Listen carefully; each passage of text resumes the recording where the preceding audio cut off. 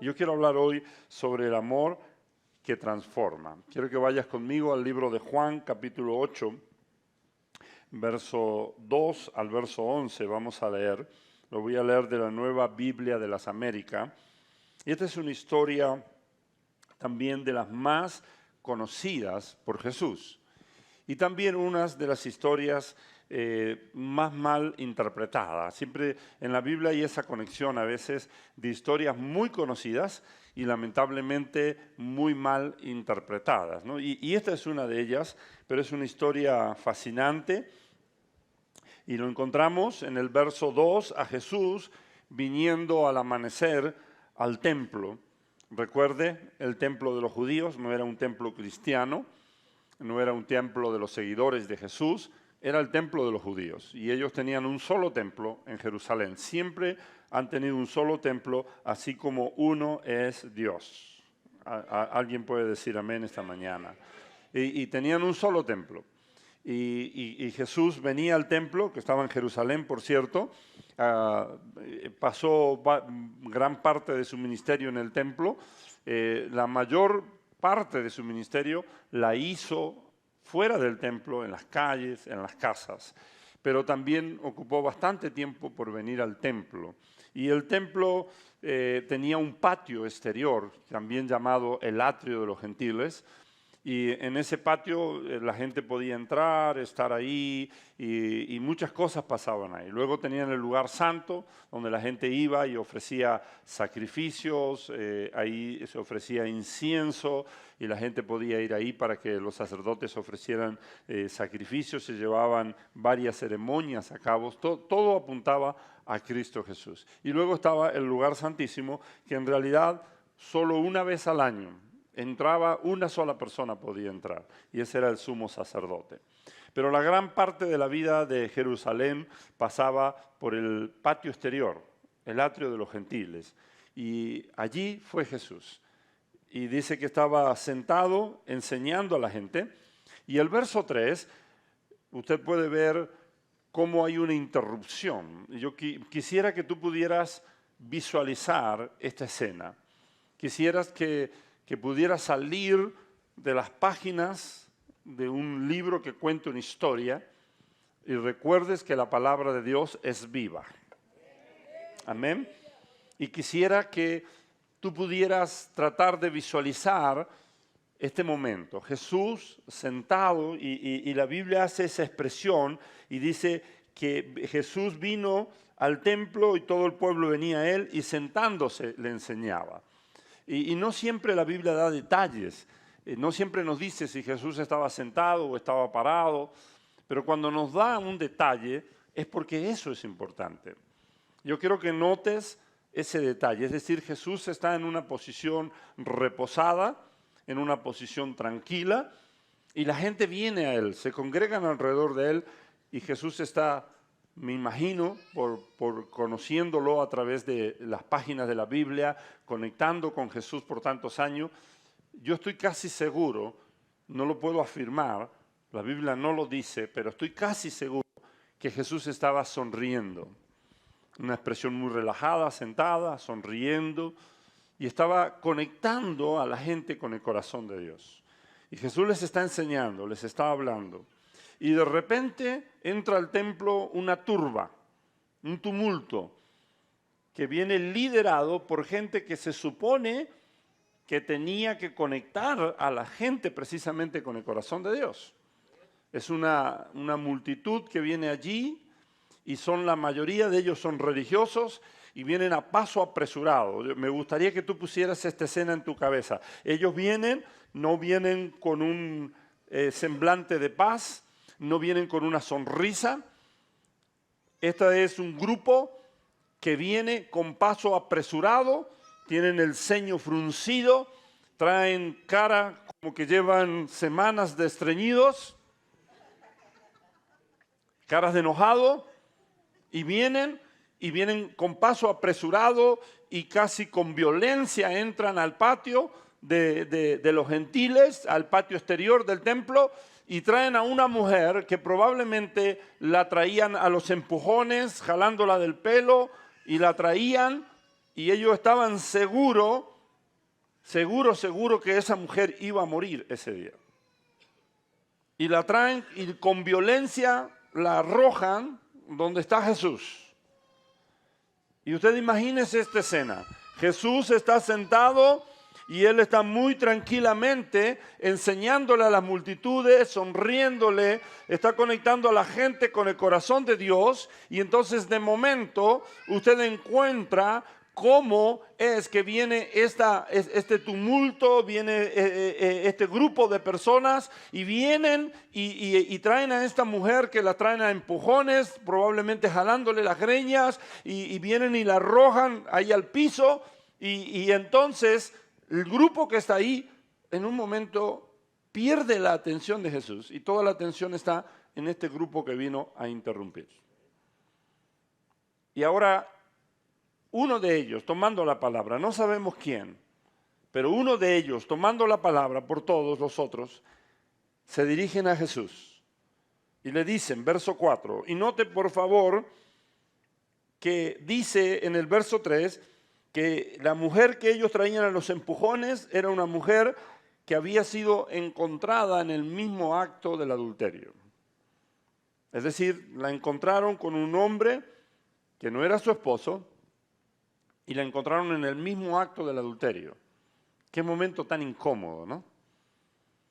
Y la encuentran y la llevan a empujones y ahora está esa mujer ahí, enfrente de Jesús. La multitud a quien Jesús le estaba enseñando, ahora está en silencio, observando lo que este grupo está haciendo. Y ellos se dirigen a Jesús de una manera donde, si tú consideras sus primeras palabras, tú pensarías que Jesús era alguien importante para ellos y alguien a quien ellos respetaban y alguien a quien ellos escuchaban, porque ellos le dicen rabí, un término hebreo, es traducido al español como maestro, pero ellos le están diciendo rabonei y le están diciendo maestro, pero en realidad ellos no lo tenían como un maestro. Solo están usando esas palabras porque están en un momento donde quieren manipular a Jesús y ellos lo único que querían en realidad era dos cosas. Primero, condenar a esa mujer a muerte y la segunda, atraparlo a Jesús y dejarlo mal parado a Jesús. Ellos le dicen, maestro, esta mujer fue sorprendida en el acto mismo del adulterio. Y entonces le citan la ley. Y le dicen, la ley de Moisés nos ordena apedrearla a esta clase de mujer. ¿Tú qué dices? El verso 6 dice que decían esto poniendo a prueba a Jesús para tener de qué acusarle. ¿Por qué dice eso? ¿Por qué estos hombres simplemente no agarraron a esta mujer y la mataron a piedradas, como habían hecho con muchas otras? Porque tenían esa costumbre de hacerlo. ¿Y por qué ahora ellos entran con esta mujer al templo y le hacen esa pregunta a Jesús? Porque Jesús tenía la reputación de amar a las personas y de mostrar misericordia a las personas y mostrarles el amor de Dios.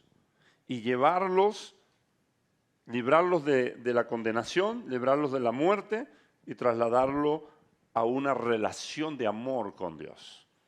Jesús había dicho, yo no vine a acusar al mundo, vine a salvar al mundo. No estaba ahí como un acusador, venía a salvarlo al mundo. Y ellos lo sabían. Ellos sabían la reputación de Jesús, ya lo conocían suficiente a Jesús. Y sabían que Jesús amaba a las personas y que Él no estaba ahí para condenarlos a muerte. Él estaba para librarlos de la muerte. Entonces ellos lanzan esta acusación contra la mujer y le hacen la pregunta a Jesús. Ellos sabían perfectamente lo que decía la ley y lo que ellos tenían que hacer. Pero ellos quieren comprometer a Jesús. Ellos dicen, o vamos a romper el lazo que Jesús tiene con el pueblo, con la gente, si Él afirma y dice, sí, esta mujer tiene que morir apiedrada, Aunque ellos dudaban que Jesús lo hiciera, lo que ellos realmente querían, conociéndolo a Jesús, es que Jesús les dijera a ellos, no hagan lo que dice la ley para tener que acusarlo a Jesús. Ellos querían que públicamente Jesús quebrara la ley para poder acusarlo que él quebraba la ley de Moisés y que no era un maestro que venía de Dios, porque se suponía que la ley a Moisés fue dada por Dios. Entonces ellos están buscando una ocasión para atraparlo a Jesús. Mientras ellos hacen esta pregunta, dice la Escritura que Jesús, verso 6,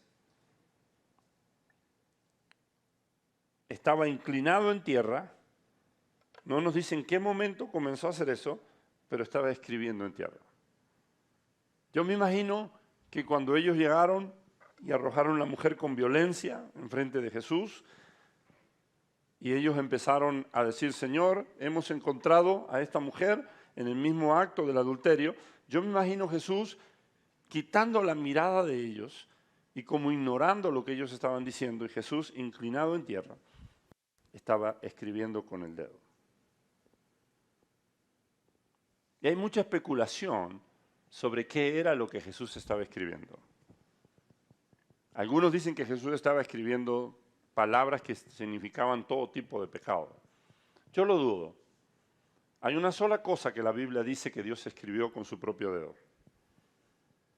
Y lamentablemente, por la idolatría y la dureza del corazón del pueblo, eso que Dios escribió se perdió. Y estoy hablando cuando Moisés sube al monte y Dios escribe con su dedo los 10 mandamientos en una tabla de piedra. Es lo único que la Escritura afirma que Dios escribió con su dedo. Así que podemos decir que es muy probable que lo que estaba escribiendo era eso. No lo podemos afirmar porque la Biblia lo deja como un misterio. Lo deja simplemente, nos dice que escribía en tierra. No nos dice qué. Otros dicen que escribía Dios es amor. No lo sé. Lo que sí sé es que lo único que escribió Dios con su dedo fue la tabla de los 10 mandamientos. Y eso hace sentido a lo que viene. Y dice que Jesús no responde palabra. Él solamente está escribiendo en el suelo. Y ahora imagínense esta escena. Imagínense la gente sentada escuchándolo a Jesús y de repente, ¡brum!, entra un grupo, vienen caminando apresurado, violento, con el rostro desencajado, enojado. Viene una mujer que probablemente venía con sollozos, con lágrimas, la traen a empujones, la jalan de las greñas. Una mujer que está pensando que ese día ella va a morir y la arrojan ahí con fuerza a los pies de Jesús y todo el mundo como sorprendido así. Y Jesús simplemente se inclina y comienza a escribir en la tierra.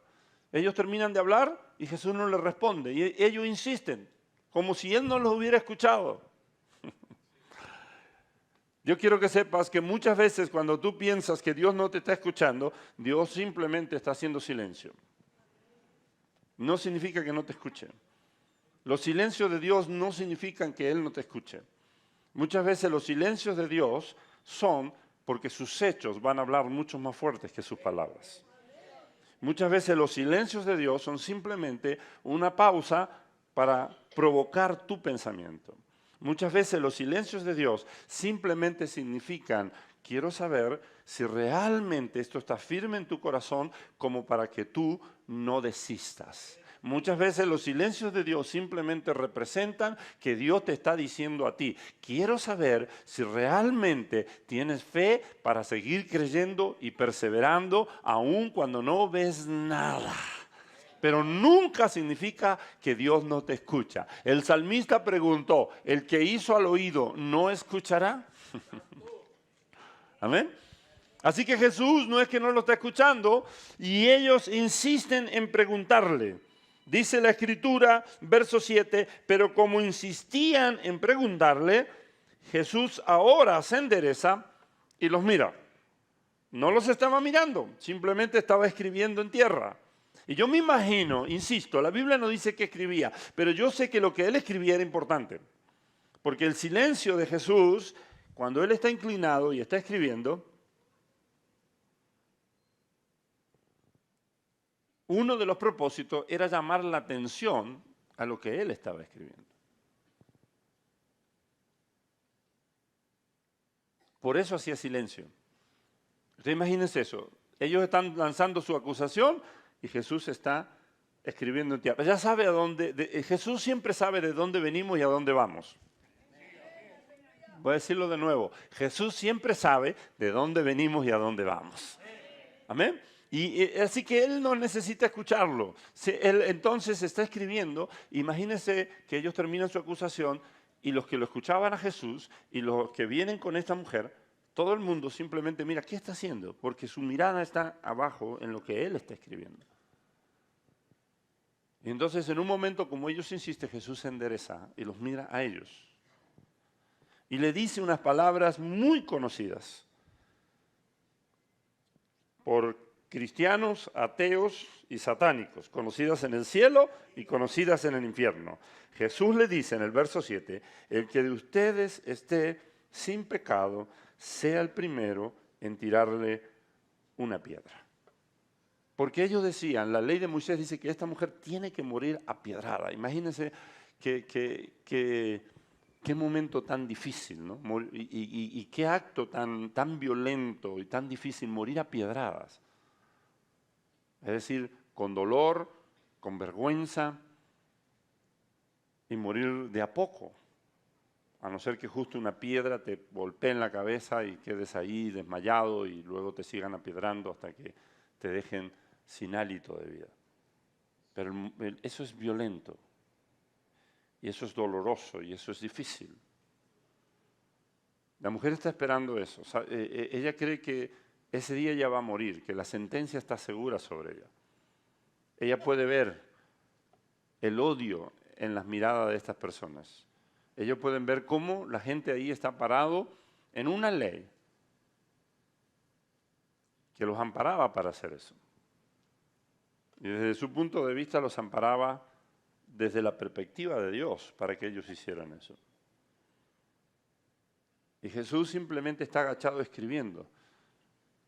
Y entonces Jesús ahora se endereza y Él les dice, el que esté limpio o el de ustedes que esté sin ningún pecado, sea el primero en tirarle una piedra. Y se vuelve a inclinar y sigue escribiendo en tierra. Y mientras él está agachado escribiendo en tierra, empieza a escucharse ese efecto. Qué pena que no me traje varias piedras aquí. Pero ellos ya estaban listos, tenían las piedras en sus manos. Y cuando Jesús dice eso, el que esté limpio de ustedes tire la primera piedra, y se agacha y sigue escribiendo, ya no los está mirando. Ahora empieza a escucharse el ruido de las piedras que caen. ¡Tac!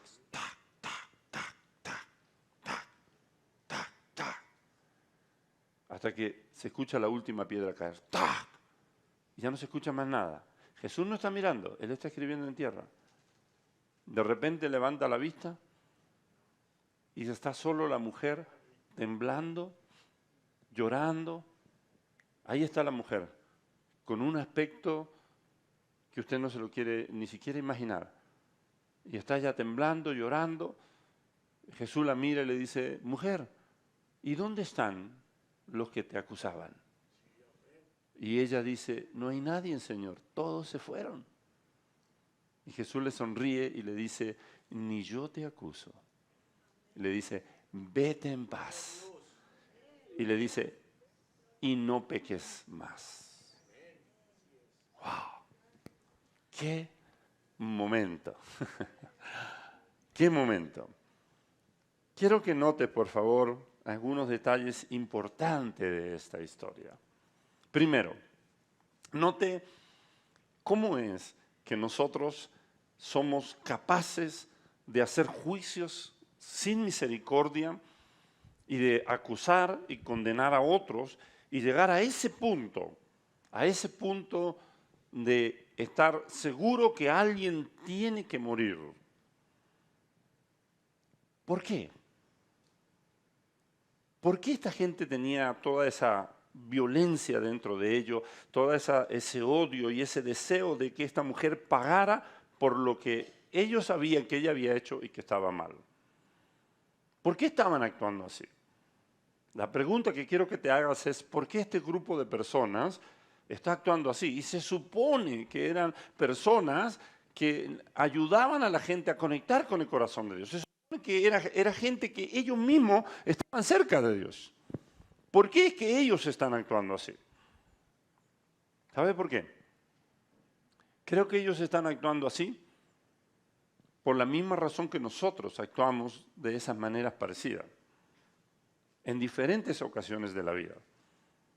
Lo hacemos en la vida diaria, lo hacemos en nuestra propia casa, con nuestra familia, lo hacemos en el entorno del trabajo, lo hacemos en el entorno de la sociedad.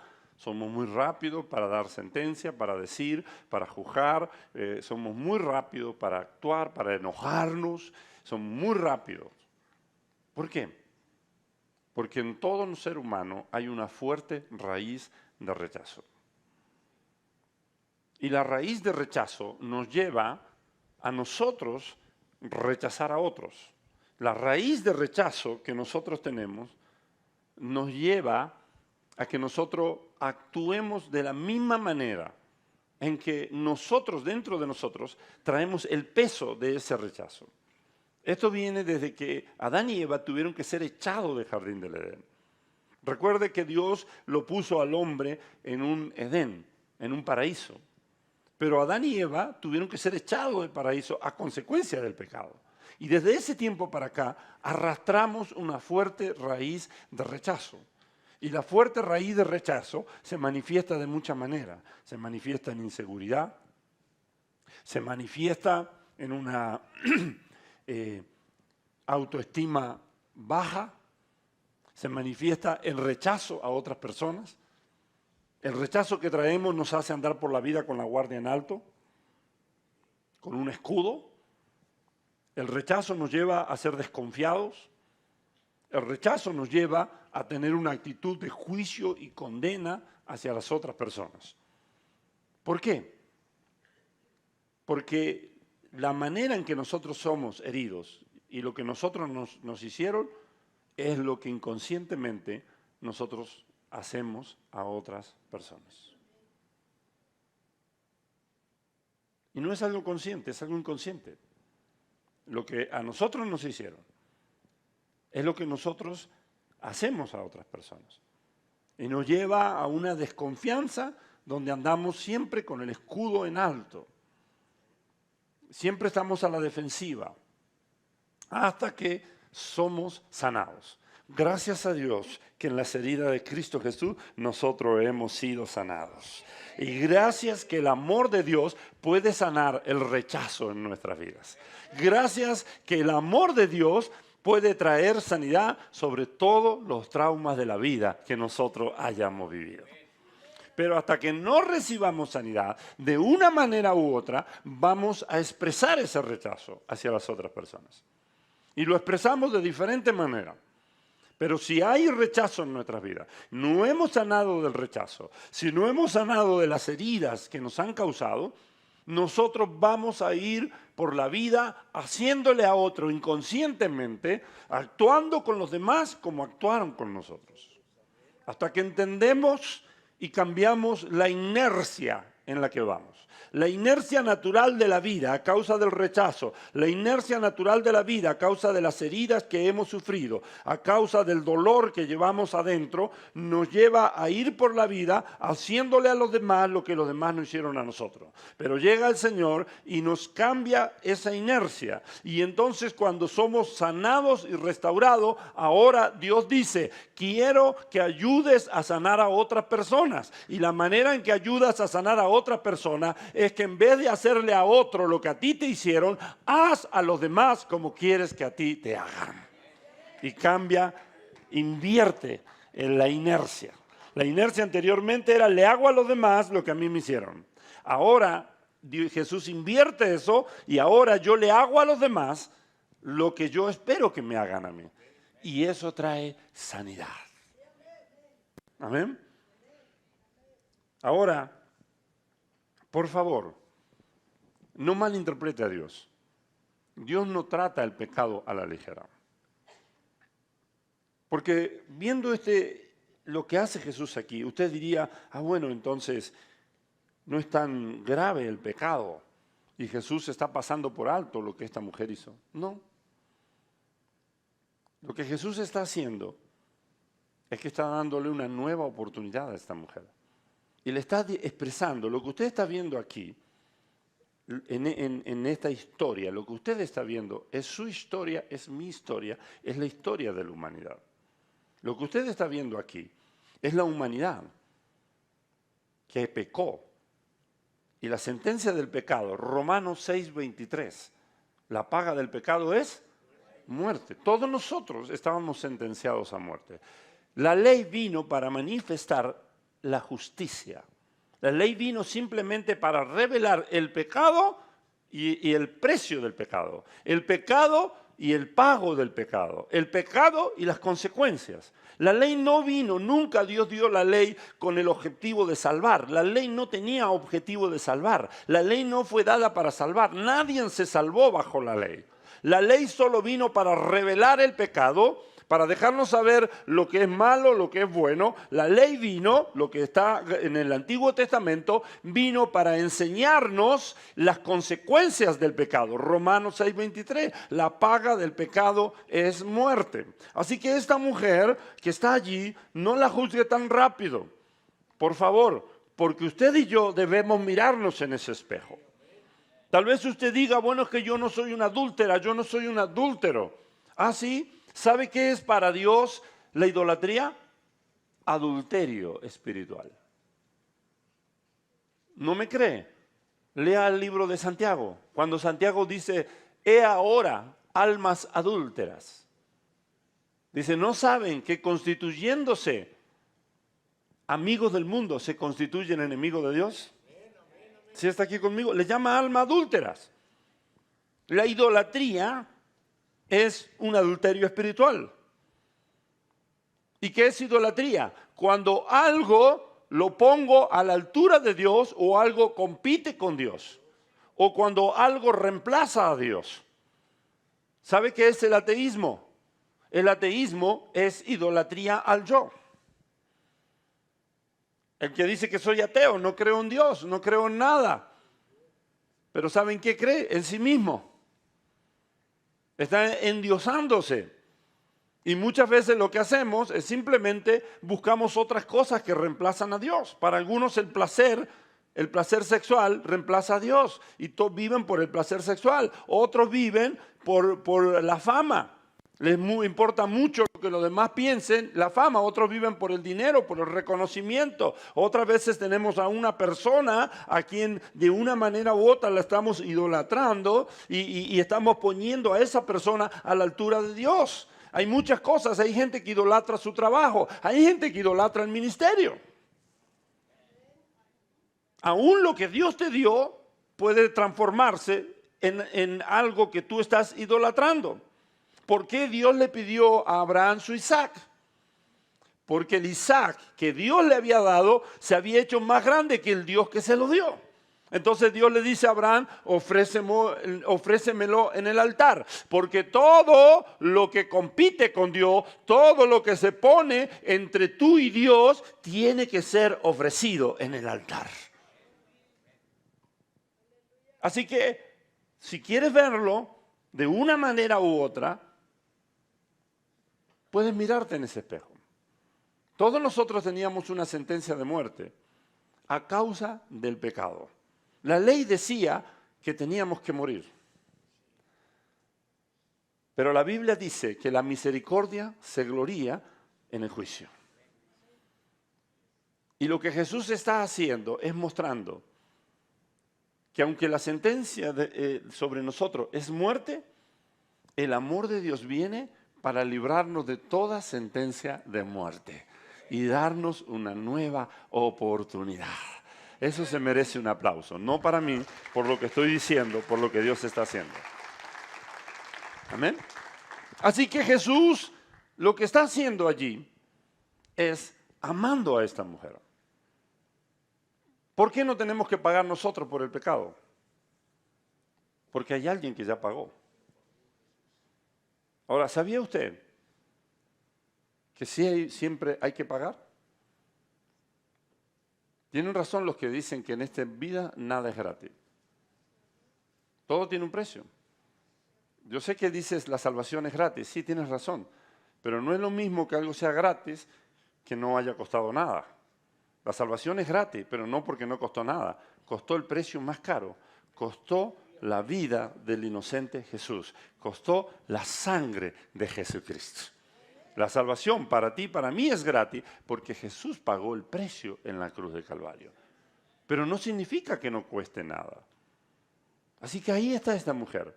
Todo dice que ella tiene que morir. Ella está pensando que va a morir.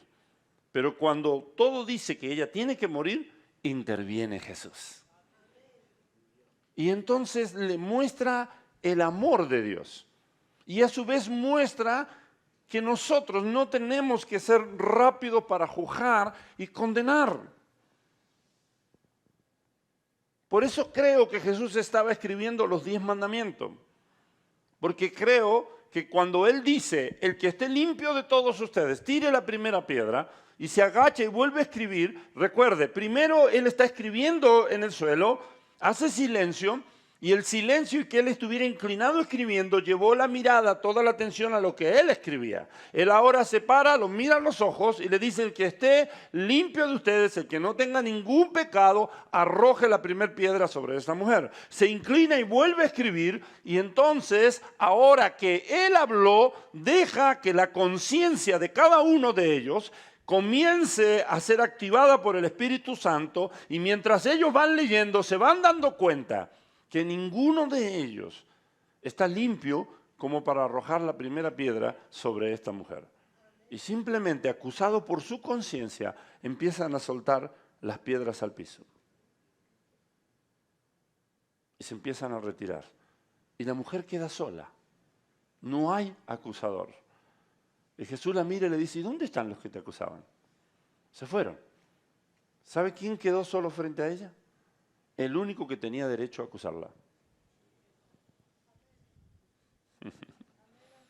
Estoy llevándote profundo a esta historia. El único que quedó frente a ella es el único que tenía derecho a acusarla. Si alguien podía condenarla, ese era Jesús. Dice, ¿y dónde están los que te acusaban? Ella dice, se fueron, Señor, no quedó nadie. Llorando, estoy seguro. No lo dice, pero estoy seguro que esta mujer estaba llorando y temblando. Y Jesús la mira y le dice, ni yo te acuso. Porque si alguien la podía acusar, era Él. Porque si alguien estaba sin pecado, era Cristo Jesús. Pero Él la mira y le sonríe y le dice, ni yo te condeno. Note, no usa la palabra acusador. Usa la palabra condena. Dice, ni yo te condeno. Él es el juez justo de todo el universo. Si alguien tenía derecho a condenarla, era Cristo Jesús. Pero Él dice, mujer, estás absuelta, estás libre. Se fueron todos tus acusadores y yo no voy a usar el derecho que tengo para acusarte, porque no he venido a condenar al mundo, sino a salvar al mundo. Y le sonríe y le dice, vete, no peques más. Alguien me dice, pastor, ¿es verdad que Dios condena a la gente al infierno? Le sonreí y le dije, no, Dios no condena a nadie al infierno. Y él sonrió, ay Dios, era un joven y dijo, yo sabía que no podía ser verdad eso del infierno. Y le dije, no, claro que el infierno existe. Y dice, ¿cómo? ¿Si hay infierno? Claro, la Biblia lo dice muy claro. Dice, ¿y hay gente que va a ir al infierno? Sí, claro que va a ir gente al infierno. Y él me dice, pero usted me acaba de decir que Dios no condena a nadie en el infierno. Le dije, no, la gente va al infierno, pero Dios no condena a nadie en el infierno. Me dice, ¿cómo es eso posible? Le digo, lo que lo condena al infierno es su propio pecado, no perdonado. Pero no es Dios. La paga del pecado es muerte. Lo que condena a la gente ni siquiera es el pecado. El pecado es la consecuencia de una muerte eterna separado de Dios. Pero realmente lo que lleva a la gente a ese lugar es rechazar la oferta de salvación que Dios ofrece en Cristo Jesús. Por eso la Biblia es muy claro y dice, el que ha creído ha sido salvo y el que no ha creído ya ha sido condenado. Porque no está tomando la opción de salvación que Dios está ofreciendo en Cristo Jesús. Te dije recién. Entonces, ¿es una risa esto de la justicia y Dios toma a la ligera el pecado? No. Por eso Jesús le dijo, vete y no peques más. Porque lo que nosotros sufrimos es la consecuencia del pecado. Hay consecuencia en el pecado.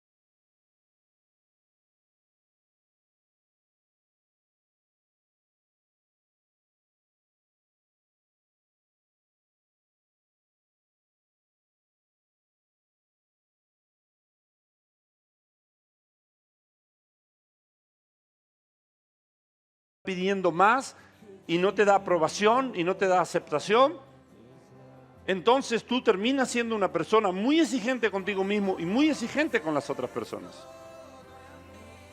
Y terminas siendo una persona que inconscientemente estás rechazando, que inconscientemente le dejas saber a la otra persona que nunca son suficientes. Y no es algo que haces conscientemente. No te lo digo porque me lo contaron, sino porque lo viví.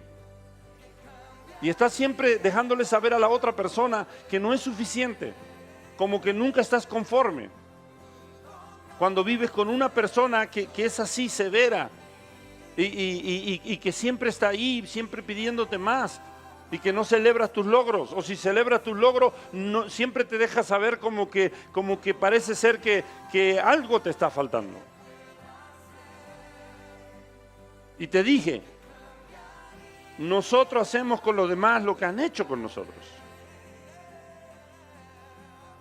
Lo que vivimos. Estoy hablando, por supuesto, de la regla, no de la excepción.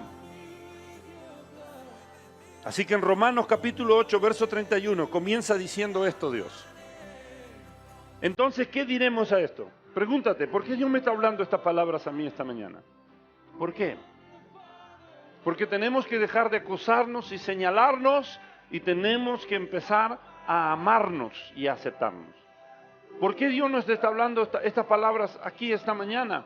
Porque lo que necesitamos es saber que hemos sido libres de toda acusación y de toda condenación. Tienes que saber que si las personas te miran y te dejan saber que no eres suficiente, si las personas te miran y te desprecian, si las personas te miran y no te valoran, si las personas te miran como si y te dicen con las miradas que tú eres desechable, que no importa, tienes que saber el valor que tienes en el corazón del Padre. Tienes que entender el amor de Dios para ti. Tienes que entenderlo. No tengo a mano. Tienes un billete de $20, amor. $100. Alguien, présteme un billete. Se lo voy a regresar. Se lo prometo. Corra alguien aquí. Aquí viene un billete, mire. De $1000. No, para que tenga, para que no. $50.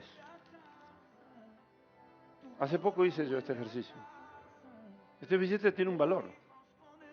Ahora alguien puede menospreciarlo. Puedo agarrar, hacer... Así a veces hacen con nosotros. Un bollito, mire. Así. Y lo tiran. Ahora yo estoy seguro que si pregunto aquí, ¿alguien quiere ese billete? Yo estoy seguro que muchos van a levantar la mano, ¿o no? ¿Alguien quiere billete? ¿De verdad? ¿Alguien lo quiere? ¿Sí? Miren, sí. Claro que sí. Porque lo hicieron un bollito, pero sigue teniendo un valor. Sigue siendo $50. ¿Y qué pasa si yo lo piso? Como muchas veces agarran tu vida y te pisan. Y hacen contigo lo que quieren. ¿Hay alguien aquí que sigue queriendo $50? Pues si no lo quieres, yo lo quiero. Porque no importa cuánto lo hayan pisado, no importa si lo hayan escupido, siguen siendo $50. Tienen un valor. Yo quiero decirte que no importa cuánto rechazo haya sobre tu vida. Yo quiero decirte que no importa cuánto te hayan maltratado, menospreciado, no importa cuánto hayan hecho con tu vida tiene un valor. Amén. No importa si otros te rechazan. No importa. No importa si para otro no tienes valor. Para Dios tú tienes un valor. Y dice, ¿qué diremos a esto? Si Dios es con nosotros, ¿quién está contra nosotros? El que no negó a su propio Hijo, sino que lo entregó por todos nosotros, ¿cómo no nos dará también juntamente con Él todas las cosas? Note por favor que dice, el que no negó a su propio Hijo, sino que lo entregó por todos nosotros, ¿cómo no nos dará también junto con Él todas las cosas? Es decir, si tú miras el amor de Dios, Él entregó a su propio Hijo. Él aceptó que su Hijo muriera para que tú y yo no tuviéramos que pagar el precio. Él aceptó que Cristo Jesús, su Hijo amado, el unigénito del Padre, muriera para rescatarnos a nosotros. ¡Wow! No hay mayor amor que este. Jesús dijo, no hay mayor amor que este, que uno ponga su vida por alguien más. Y Él puso tu vida por ti, Él puso tu vida por mí. No importa lo que te hayan dicho, que no vales, no importa que te tengan a un lado, no importa que para algunos seas invisible, no importa cuánto hayan dañado tu corazón, las palabras que hayan dicho sobre ti, no importa. Tienes que saber que tú tienes un valor en el corazón del Padre. Y Él lo demostró al entregar lo más precioso que Él tenía. Y yo sé que nosotros sabemos que Cristo Jesús murió por toda la humanidad. Pero ¿sabías que si tú hubieras sido la única persona, escucha esto, si tú hubieras sido la única persona sobre el planeta Tierra que necesitaba ser rescatado, Cristo Jesús hubiera muerto en la cruz de Calvario por ti? Él hubiera muerto por ti, aun cuando tú fueras la única persona. Y quiero que veas por favor con atención el verso 32, porque te dice que si Dios entregó a su Hijo Jesús, ¿cómo no te va a dar también junto con Él todas las cosas? Es decir, si tú necesitas que Dios haga algo, ¿cómo no lo va a hacer Dios? Si ya hizo lo más importante, si ya hizo lo más valioso, si ya hizo lo más grandioso, ¿por qué no va a hacer otra cosa? ¿Por qué no te va a sanar? ¿Por qué no va a restaurar tu matrimonio? ¿Por qué no va a restaurar tu familia? ¿Por qué no va a restaurar tu finanza? ¿Por qué no te va a sacar a ti de ese problema de autoestima? ¿Por qué no va a resucitar la capacidad de soñar en ti? ¿Por qué no va a resucitar la capacidad de amar la vida y disfrutar la vida? ¿Por qué no lo va a hacer? Si ya lo hizo lo más grande, ¿cómo no te va a dar lo que para Él es más pequeño? Y entonces dice el verso 35, ¿quién nos separará del amor de Cristo Jesús? ¿Quién? Lo que Dios te está diciendo es que su amor está ahí, incondicional. La pastora leyó un versículo en el libro de Isaías donde Dios dice, con amor eterno te he amado. Y por eso he prolongado mi misericordia sobre ti. El amor de Dios está siempre allí. No hay nada que te pueda separar del amor de Cristo Jesús. No hay nada. Tribulación, angustia, persecución, hambre, desnudez, peligro, espada. ¿Qué es lo que te puede separar del amor de Dios? Que alguien piense mal de ti, que alguien habla mal de ti, que alguien te diga que no tienes valor, que alguien te rechace, que alguien te abandone, que alguien te traicione. ¿Qué es lo que te puede separar del amor de Dios? ¿Qué es lo que te puede separar? La decisión de un gobierno. ¿Qué te puede separar del amor de Dios? Lo que alguien publique sobre ti en las redes sociales. ¿Qué te puede separar del amor de Dios? La Biblia es terminante y dice, no hay nada que te puede separar del amor de Dios. El amor de Dios atraviesa todo eso y sigue estando presente allí en tu vida. Y entonces te dice, pero en todas las cosas, diga conmigo, en todas las cosas, verso 37, Romanos 8, 37, no te olvides de esto. Cuando tú sabes que cuentas con el amor del Padre, es todo lo que tú necesitas. Es todo lo que tú necesitas. Es que me hicieron esto. No te separa del amor del Padre. El amor del Padre sigue estando allí. Y entonces dice, pero en todas las cosas, diga conmigo, en todas las cosas, somos más que vencedores por medio de aquel que nos amó. Por eso estoy convencido que ni la muerte, ni la vida, ni los ángeles, ni principados, ni lo presente, ni lo porvenir, ni los poderes, ni lo alto, ni lo profundo, ni ninguna cosa creada nos separará del amor de Dios en Cristo Jesús, Señor nuestro. Es increíble ver cómo en una misma familia, personas viviendo bajo el mismo techo, pero se sienten ignorados y se sienten rechazados. Tal vez alguien dijo que ya no te amaba. Se repartió tu corazón. Tal vez alguien te dejó saber que no eres suficiente.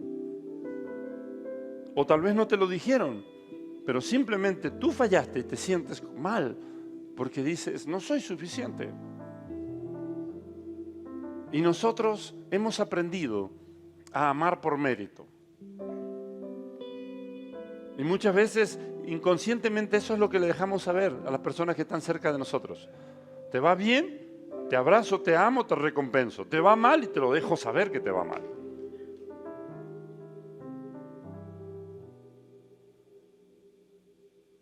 Eso es amor por recompensa. Pero yo quiero que sepas que el amor de Dios está siempre ahí. Y Él no te ama por mérito. ¿Sabes qué es lo grandioso del amor de Dios? Lo que te vuela la cabeza. Escucha. Es que a veces nosotros aparentamos cosas, fingimos cosas y hacemos cosas, ¿sabe por qué? Porque queremos la aprobación y el amor de la gente. Y somos expertos en ocultar nuestras áreas débiles, somos expertos en ocultar las cosas malas y negativas de nuestras vidas. ¿Sabe por qué? Porque sabemos que la gente ama por mérito. Pero lo grandioso del amor de Dios, ¿sabe qué es? Que Dios me conoce. Conoce toda mi miseria.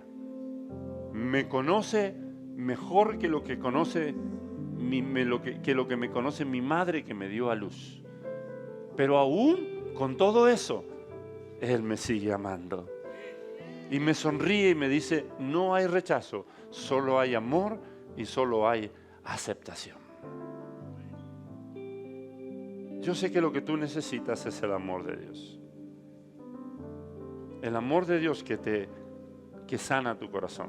El amor de Dios que te hace sentir en casa, en familia. Yo quiero que sepas que Dios seguramente no aprueba muchas de las cosas que has hecho y de las que haces. Pero Dios te está diciendo esta tarde, puedes venir a mí y no vas a encontrar acusación. Lo que vas a encontrar es un amor que te sana. Y una nueva oportunidad. Una oportunidad de venir a una vida de paz, a venir a una vida de armonía. Y cuando tú vienes al corazón del Padre, empiezas a tener identidad.